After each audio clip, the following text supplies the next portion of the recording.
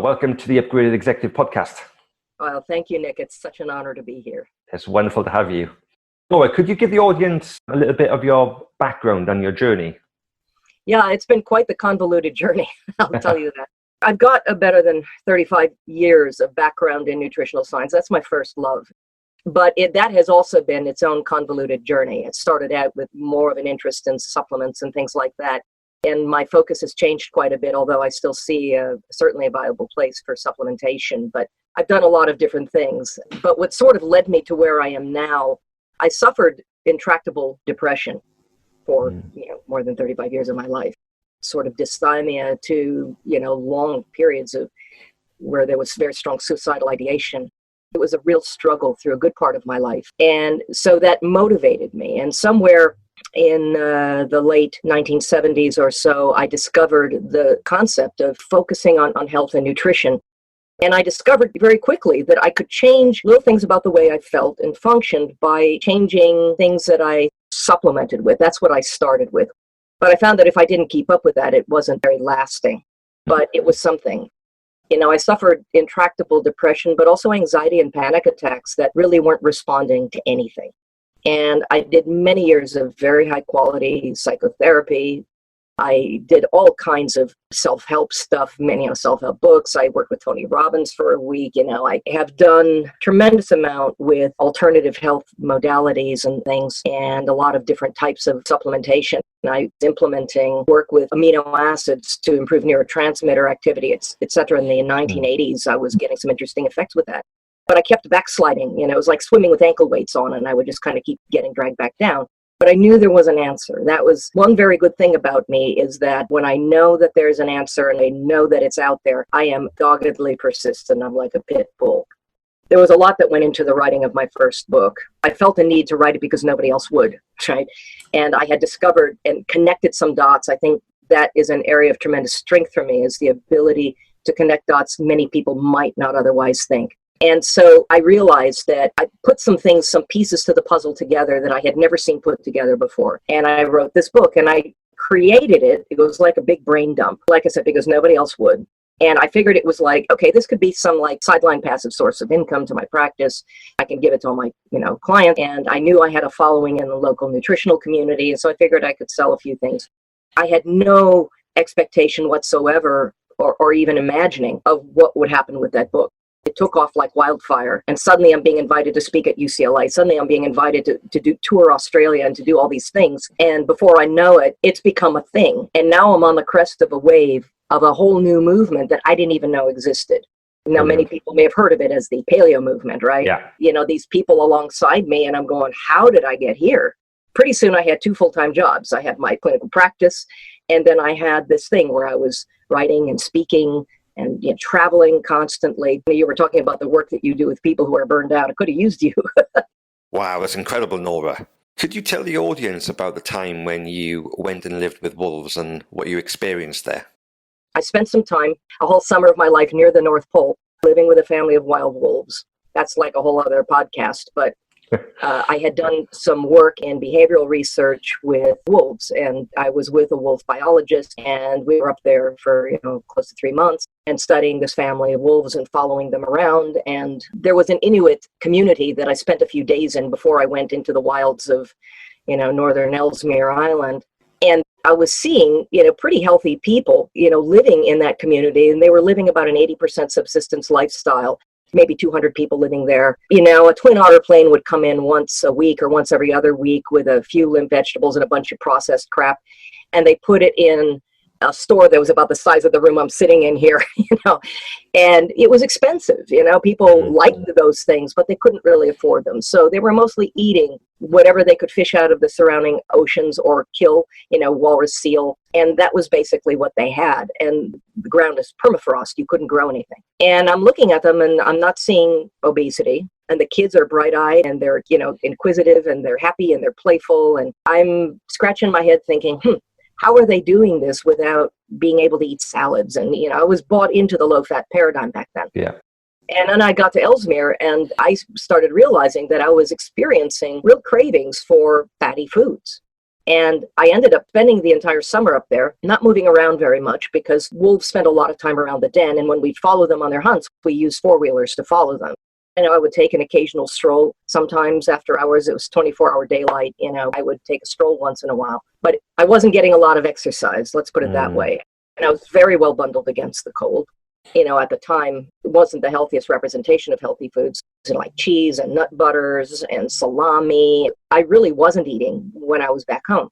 There was a weather station and some distance away from where we were, and once a week we'd go and get showers, and they let us go into the mess hall and get whatever was laying, grab a bite of whatever was laying out. And there was a huge bowl of butter, and so I was just, putting butter on whatever and just eating all this butter until I was too embarrassed to continue. And by the end of the summer, I'd lost 25 pounds. And I know that there was some thermogenesis at play, but that wasn't the whole equation. There was a real disconnect.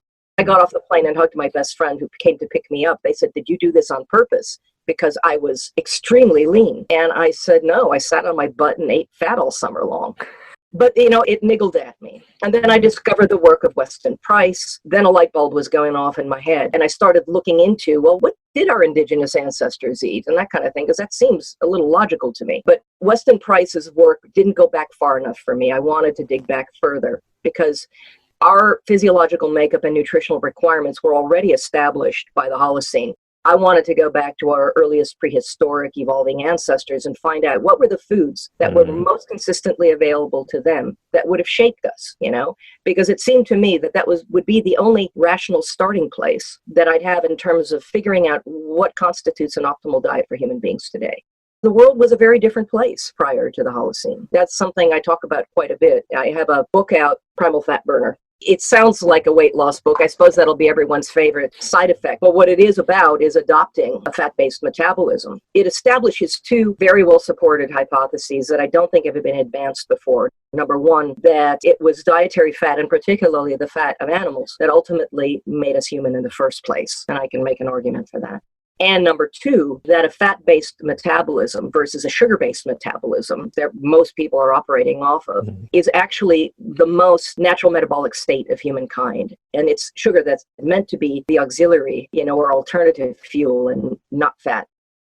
Nora, I noticed when I was doing some research for this episode that you're also a neurofeedback practitioner. How did you come to discover neurofeedback? Way back in mid-1990s, stumbled across something called neurofeedback because I was still kind of dealing with the depression and all of that. I hadn't figured out all the nutritional stuff yet. And that was the thing that flipped the switch. But what kept that switch flipped was this dietary change because things got progressively better and better and better. And it's been well over, 25 years now, whatever, since I've had any sign or symptom of depression or anxiety or panic attacks. Those things are very much a thing of the past.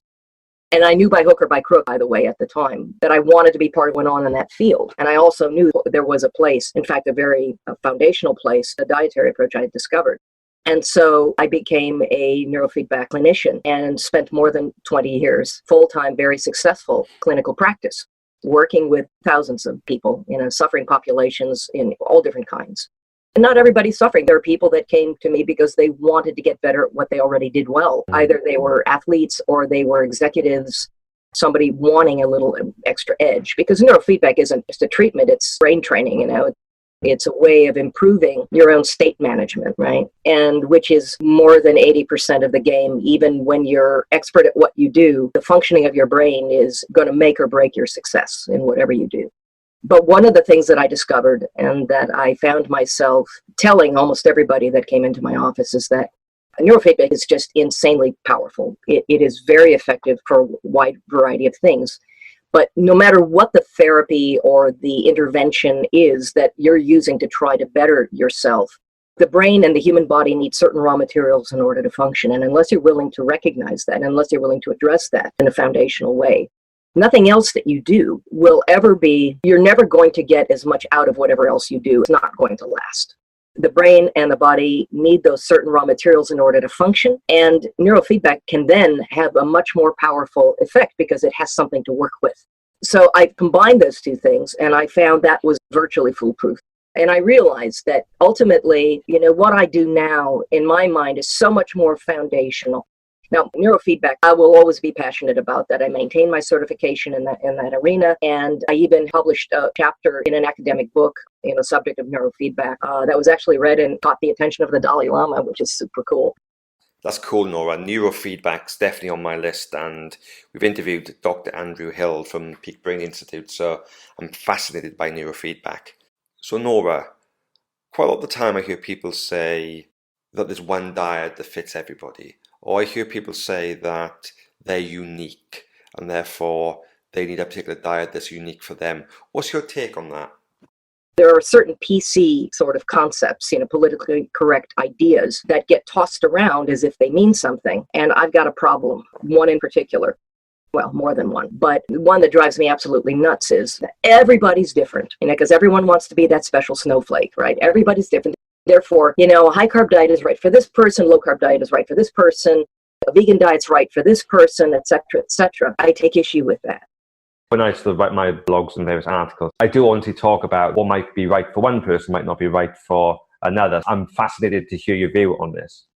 Right. I'm talking about basic, foundational human nutritional requirements. What defines us as a species is not our differences, but those things that we share in common. Yes, there is a universally foundational human diet.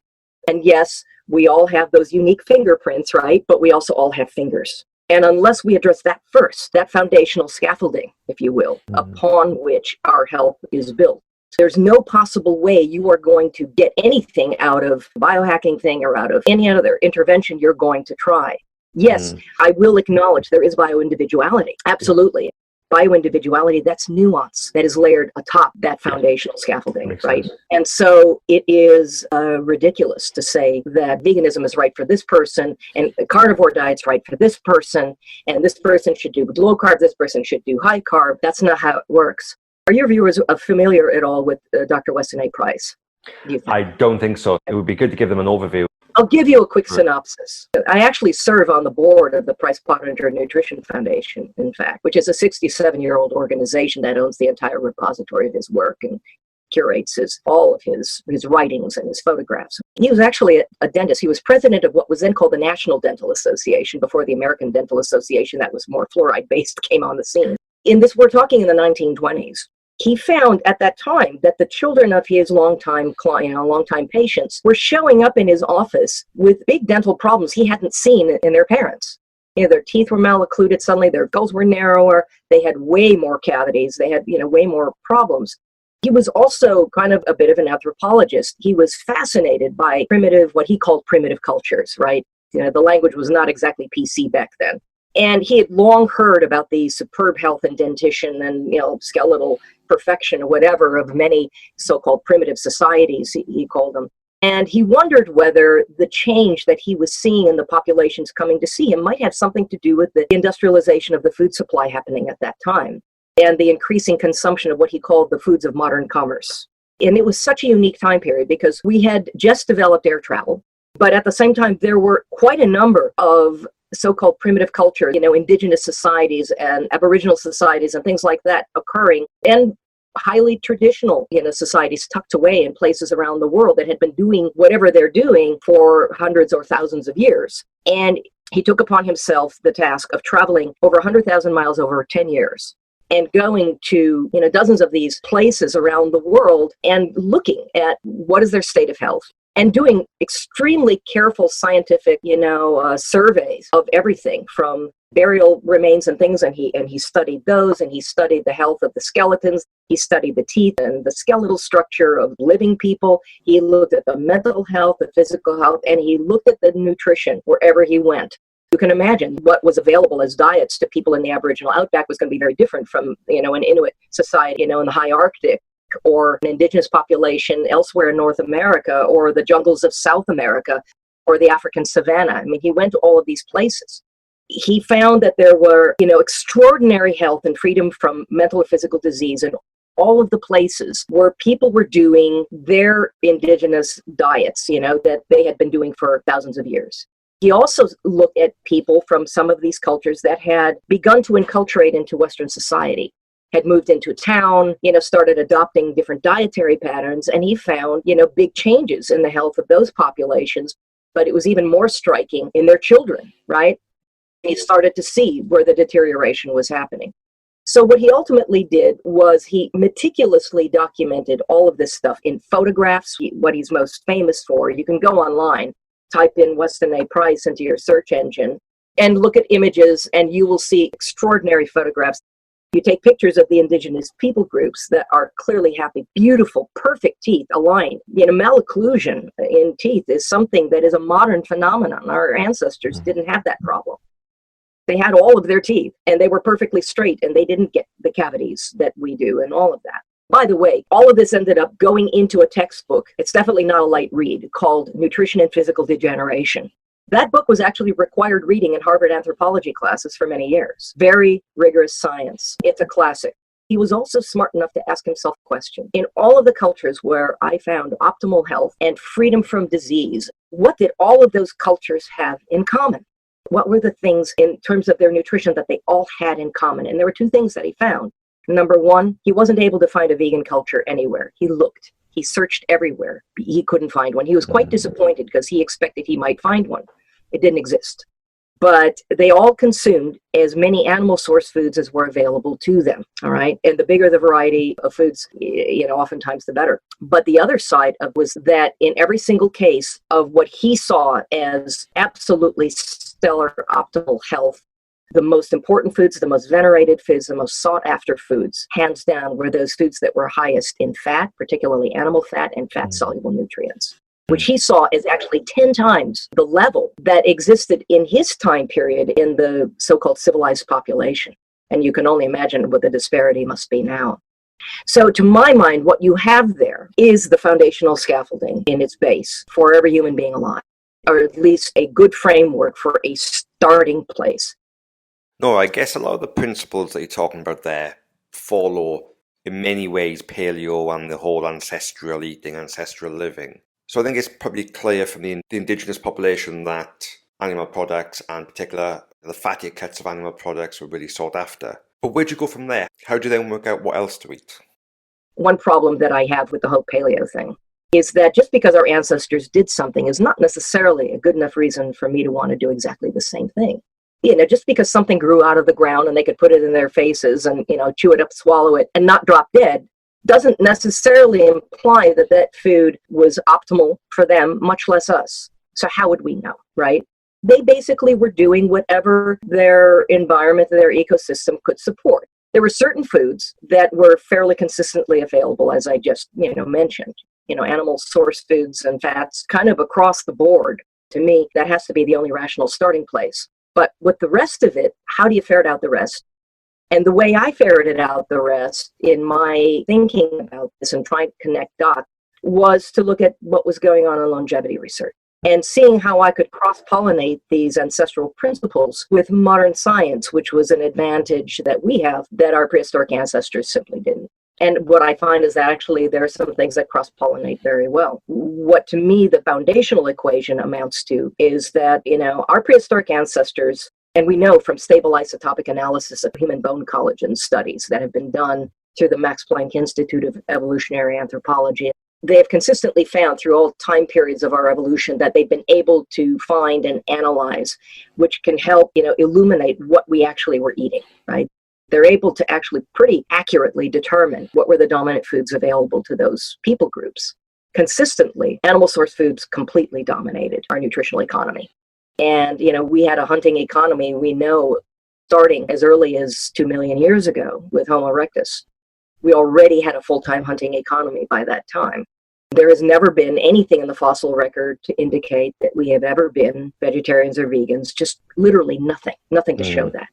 Never been a vegetarian or vegan indigenous people group that has ever been identified, ever.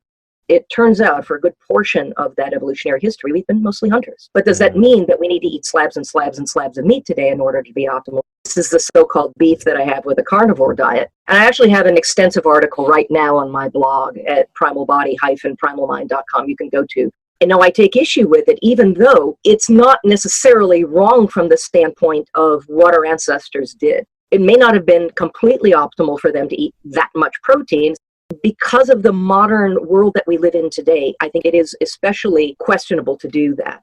And the reason for that has to do with what I came across in longevity research. I wrote the most about what I discovered in longevity research in my first book, Primal Body, Primal Mind. And I go into it pretty exhaustively. That's really interesting, Nora. Is there anything we can tell about our physiology or biology that indicates that we're meant to eat meat? We absolutely are physiologically designed to make the most optimal use of animal source foods. We have a hydrochloric acid-based digestive system, whereas herbivores, the animals that are actually designed to eat a high carbohydrate diet, they have a fermentative-based digestive system. Their gut is mostly fermentative in a way that it processes the food consumed. Ruminants have 4 stomachs with which to do it, but other herbivores also have dominantly fermentative. And even our closest primate relative, non-human primate relative, which is the chimpanzee, about 52% of their gut is relegated to fermentation. So they're actually better designed to make better use of plant foods than we are. But it's sort of interesting also that really all of the great ape ancestors to which we are the most closely related, every single one of them hunt and kill and eat a certain amount of meat. And if you don't believe me, go to YouTube and tap in hunting apes. And, if you have a strong stomach, you can watch this. It is not easy to watch, but absolutely, they all hunt and kill and eat a certain amount of meat. The one great ape primate, although it's not one that we're more directly related to, but herbivorous gorillas that don't eat any, appreciable amount of animal foods. They will eat some insects just incidentally, gnashing on leaves and stuff. They actually have a brain only about 1/3 of the size that would be expected for a primate of their size. From the time of our earliest hominid ancestors, brain size is more than tripled. And it's very interesting when you look at not just the size of the brain, but the sophistication and certain characteristics, but also the composition. In our non-human primate relatives, the dominant fatty acid in the brains of a great ape is omega-6 based. For us, it's omega-3 based. And I'm not talking about walnut oil, right? What I'm talking about is docosahexaenoic acid. There are 2 fatty acids that characterize our unique human cognition. These 20 and 22 carbon fatty acids, arachidonic acid and docosahexaenoic acid, or DHA, both of which are found exclusively within our human food supply in animal source foods. From animals that were allowed to eat what was natural for them, right? Not feedlot meat, because there aren't any omega-3s in feedlot meat. What you have is overwhelmingly dominant omega-6s that are going to have a higher probability of generating inflammation and things like that. Our ancestors got a ton of omega-3s and they weren't eating salmon. And you don't see too many cave paintings of fish either. And you certainly don't see cave paintings of potatoes or leaves or, whatever. Yeah. What you see is mostly cave paintings of enormous, herbivores that we now refer to as megafauna. On my own personal journey, I found that the more fat that I've eaten, the better I feel, my mood improves, my cognition improves. Why has fat got such a bad name if tens of thousands of years, right, we've been designed to eat fat? Why is it so demonized these days? There are a couple things at play here. Number one, the advent of vegetarianism and veganism to me underscores just how far removed we've become from the natural world in which we evolved. We have forgotten. We are now living in climate-controlled environments where it's always 72 and comfortable. A lot of people have never gone camping or been out of the city. We're clustered in these large population centers. We eat meat, it comes shrink-wrapped from the store. And a lot of kids today in schools don't even know where meat comes from. You say, well, where does this meat come from? And you point to the different animals and can't tell you. They don't know. That's, how far removed we've come. The other side of this equation has to do with following the money, honestly. I did a talk at Montana State University back in 2018. It basically was designed to help people understand kind of how the system works and why there is so much confusion and so much disconnect from what is actually natural for us versus what we are led to believe from the mainstream media, from conventionally trained nutritionists, from the medical mindset, etc.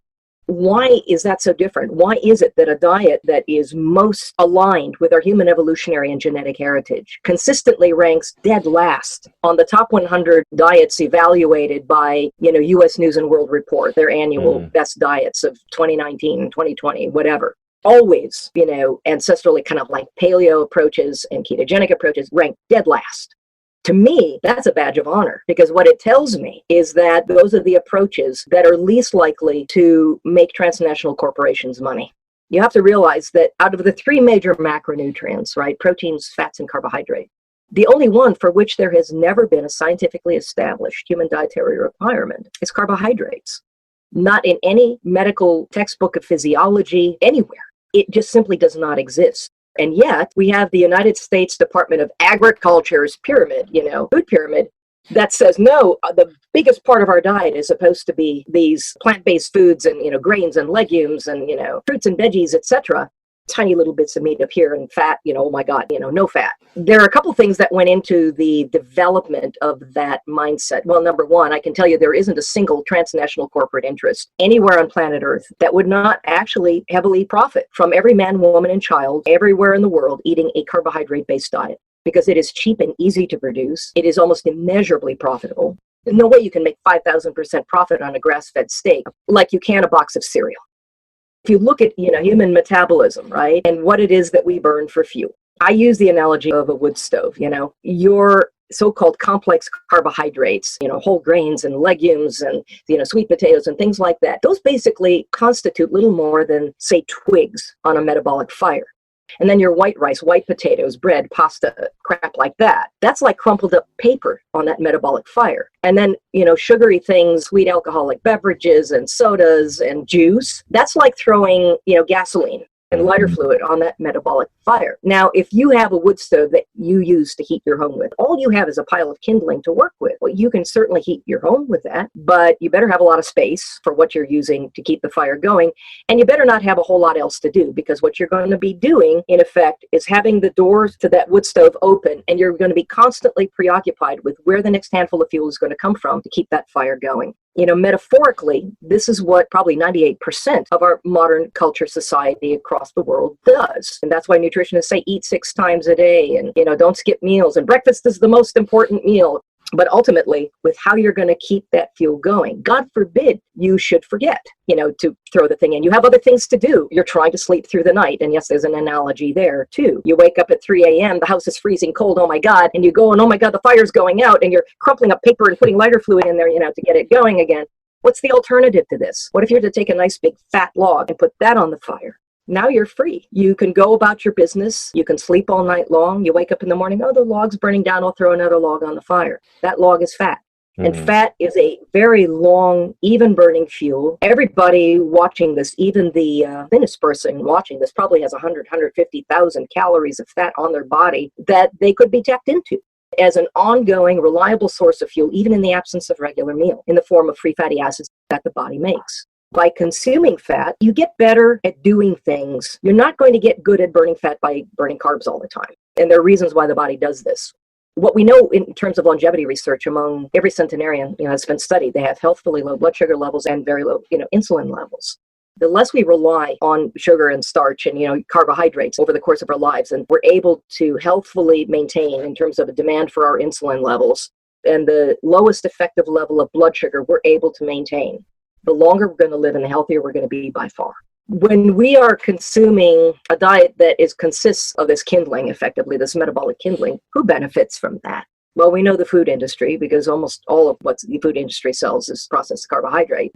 And all of its satellite corporate influences, like, the chemical industries creating all the pesticides and herbicides, get thrown on public lands to grow monocrops. The phosphate mining industry that creates all the horrible things with strip mining in order to harvest phosphorus as an artificial fertilizer to throw in those agricultural lands, while also creating this side product of fluorosilicic acid they call fluoride, so corporations can make money from their waste product. And in addition to that, we have biosludge industry. That's another ugly industry, gets thrown on agricultural lands. We have, of course, all the metabolic diseases. Blood sugar medications alone bring in over $137 billion a year. It's huge money. Statins, billions upon billions upon billions of dollars. There's no life without cholesterol. You have no brain. 1/4 of all the cholesterol in your body, 25% of all of it is up here, and it needs to be there. We don't need to be restricting it, right? It's not a toxin. It's what characterizes animal life. We can't have a healthy immune system without it, and we can't have healthy hormones without it. It's an essential part. And all kinds of feedback mechanisms in our body that regulate it. If your cholesterol is quote unquote high, there's a big question as to what high actually is, because it's never been scientifically determined. It was just arbitrarily designated what's high and what's low. I will say that you need to figure out why your body feels the need to be producing more cholesterol on hand right now. There's something going on for which more cholesterol is needed. And in my view, it's the time to pull over the car. It's like a check engine light. Something's happening. And let's look under the hood and see what that is. You don't solve the problem by unscrewing the light bulb on your dashboard. Cholesterol is no more the cause of heart disease, and gray hair is the cause of old age. Even the association between cardiovascular disease and cardiovascular events and cholesterol is quite weak. And if you look at independent research that is not industry funded, you actually find that higher cholesterol levels are associated with greater longevity and greater freedom from cardiovascular events, not the opposite. Don't just take my word for it. I mean, Dr. Gary Fettke in Australia has created a brilliant talk on this subject. Maybe we can get a link and people will just go, oh my God, how do we not know this? A lot of the reason that the media and the medical industry and academia and whatever, these things are very profitable. When we are falling prey to metabolic diseases, there's a lot of profitability to be had there as well. There are whole industries that have cropped around blood sugar problems, cancer, Alzheimer's disease, all of that. And so there really isn't any incentive for any of these entities to try to promote something to prevent those things because they're all able to profit from the problem.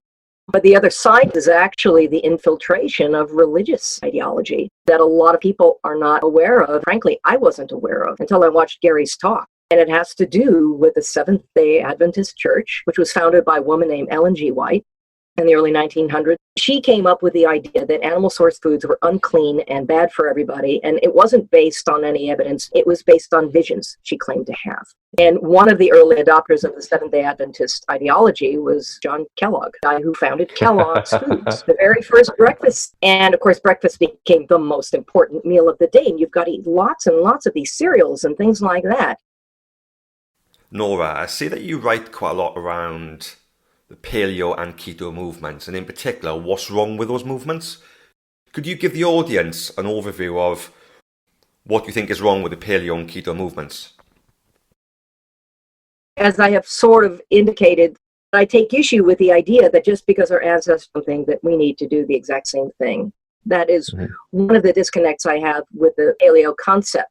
I mean, to me, it is a rational starting place, but it's not the end point. That there's more to take into consideration. There are more dots to connect.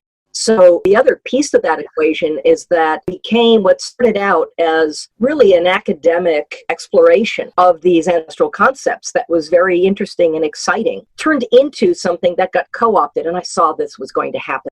By 2009, I could already see where this was going, and I was predicting this was going to be totally co-opted by industry.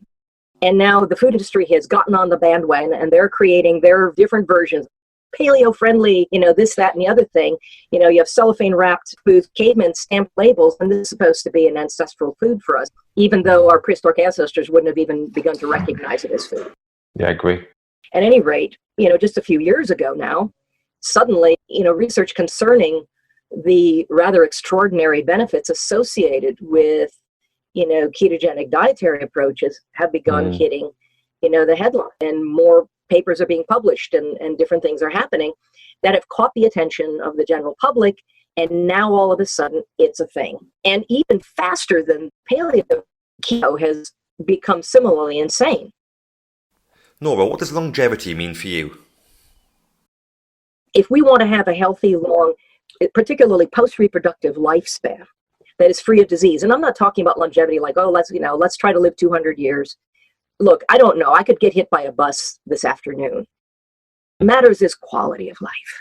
I want to know that for as long as I'm alive, that I have my mobility, I have healthy cognitive function, I have rich and healthy relationships with people whom I'm able to recognize. And to me, that is the goal. And when I talk about longevity research, it's not about living forever. What characterizes longevity is the fundamental freedom from disease. That's the point. I like to think that if I do everything right, I'll be able to live a good long while. So many stressors that we face today that are completely new to our species. We're in real peril, honestly, unless we get that. There is a little something I also point out. Today, we have this false sense of complacency living in our climate-controlled environments, having whatever we want to think of as food that we can shove in our faces and call good. But what threatens us today, as individuals and as an entire species, is the very thing we're not wired for, are things that are completely invisible. We're talking about, contaminants in our air, water, and food supply. We're talking about, the depletion of nutrients from the soil. We're talking about GMOs. We're talking about EMF, right? Electromagnetic frequency pollution, or field pollution, radiation contamination, all of these things. But because we're not wired for knowing we need to pay attention to that, we're vulnerable to that. And it's all the more reason why we have to be uncompromising in the choices that we make with respect to what it is that we choose to eat. That could be a real buzzkill at parties when I get off on this. But what I'm here to say is that in the face of so many things that we seemingly can't control, it is incumbent upon us to take control of what we can. I think people need to redefine what they call living. Most people think, oh, I deserve this, this ice cream or this cake or this beer. I don't think in those terms. Nora, you've created your own approach called Primal Genic. Could you tell the audience what Primal Genic is? I chose the term Primal Genic, encapsulate the idea of honoring our human evolutionary and genetic heritage, taking into account human longevity research and adding that, cross-pollinating that to the equation, taking into account the uniquely hostile and toxic world that we live in today, because we have to take steps to safeguard our health. I take all that stuff into account in the Primal Genic approach, and I've created an online program called the Primal Genic Plan, a 3-week meal-by-meal program. With almost everything you need to know to adopt this way of eating, it is a program that respects your intelligence. And by the way, this can be less expensive than the standard Western diet if you do it right. I'm not an armchair blogger or something like that. What gets me up in the morning isn't, trying to think of new ways of getting my face on the side of a city bus or building up my bank account. I want to give people those tools so that they don't need me in the long run. We all need to have a certain amount of authority over our own health. Doesn't mean we have to understand it at a PhD level, but enough that allows us to be able to figure out, what's true and what isn't, what's optimizing, what isn't. You know what to buy, what to do. It fortifies that BS meter, right? I'm going to be teaching a free webinar. I'll get those details, to you, Nick, so you can provide that link to your viewers. Yeah, will do. I've got one last question, Nora. What would be the 3 tips you would give to any executive that's looking to improve their own personal and professional performance? It's ultimately going to be as your health and the quality and functioning of your brain. And so quality nutrition, and I would argue Primal Genic approach that I'm talking about could be very foundational to what gives you an edge over whoever your competitors might happen to be. The other thing is I would urge you not to focus on tiny biohacks, but have those foundations for any of those concepts. Find the of meditative practice. It doesn't have to be associated with any particular form of spirituality or anything else. This is an exercise to quiet your mind in a world that is full of clutter and static. You need to be able to find your center if you are going to be able to be flexible enough to move from state to state, as opposed to just getting stuck in overdrive all the time and blinders, getting that tunnel vision that comes with that. I think that just spending whatever time you can, if you can do an hour, awesome. 45 minutes to an hour would be awesome for everybody. It's time well spent to get into that place, centeredness within yourself, so that you can be more effective in being able to think and reason and focus and be able to make better choices that aren't based on just knee-jerk reactions to things. That's amazing, Nora. Love this interview. Yeah. It's been so insightful. Really, really, really has. I love your Primal Genic approach. Thank you again for your time. It's been massively insightful. Thank you. I would like to thank Nora for her time and her insights. Remember, if you would like to access our content 1 week before it's released, please leave your details at www.upgradedexecutive.com/subscribe, and we will send you a special link so you can access the videos 1 week before we officially release them. You can also follow us on all of our social channels at Connect with UE.